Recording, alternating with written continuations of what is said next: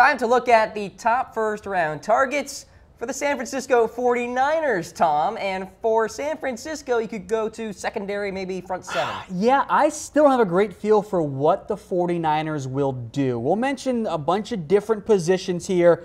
Nelson would be the pick if he was on the board. He's not going to be. I don't think they're going to go wide receiver either. So as a result, let's start off with some linebackers, because Reuben Foster, now a big old question mark. Maybe that's even a higher need for them, but the top 5 needs are very shuffleable for me. Smith would be a nice fit. I like him. Either with or without Foster. He can be that weak side linebacker. They do have Malcolm Smith there, but I think he can be a stopgap. If you get Smith, maybe you can play them both anyway. So if Smith is there, I think it would be a very good pick for the Niners. As what I think I wouldn't mind it in terms of what they could do also is Tremaine Edmunds. I think he could be more of that true replacement for Foster, make him into your middle linebacker, or maybe you want to make Edmunds into a Leo. Now, that's not the route I would go, but there's been enough buzz that maybe you think that could happen. Maybe there's just enough of an option there that you could see Edmunds slot in as that Leo, that edge that the Niners are also still looking for right now. Then you can go to the secondary. Of course, they addressed that during free agency with Richard Sherman, but Derwin James there at number 9 could be tempting.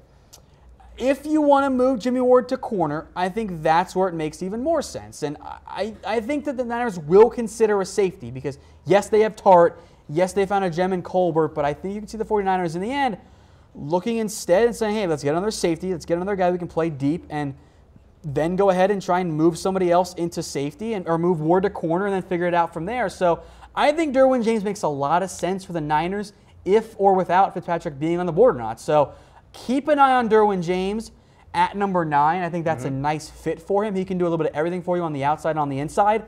So I think Derwin James is a good fit there. Minkah as well. Minkah also makes sense. We'll get to Minkah here as well because he can do it all. He's in that same, a little bit more versatile than Derwin James. Maybe that's to his detriment. He can play nickel corner. He can play strong or free safety. I think he'd be a good fit for the 49ers.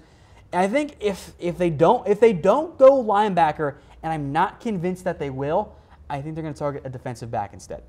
Let's look at Harold Landry as well. You say he's best as a 3-4 outside linebacker, but if he goes to San Francisco, he's got to put his hand in the dirt. He's their Leo, and he can do that, and I think it'd be a good fit for him as well. The Niners, the reason I haven't mocked Landry that much, haven't put it as a big need, is because they've spent so much already on the defensive line. You know, they've spent multiple picks. They got Solomon Thomas, Buckner, Armstead, but none of those guys is a true Leo, that 3-4 outside linebacker, 4-3 defensive end hybrid. So I think Landry is a nice dark horse pick. If you want to really invest in your defensive line, when you get to passing down, some combination of Thomas, Landry, Buckner, Armstead, that's a lot of fun right there. That's a lot of fun. So I don't know if Landry will be the pick. I don't think he would be, but I do think it's a name to monitor kind of throughout the draft. All right, who should the 49ers select at number 9 overall? Let us know in the comment section on Facebook Live as well as YouTube. So that's the rundown there with San Francisco.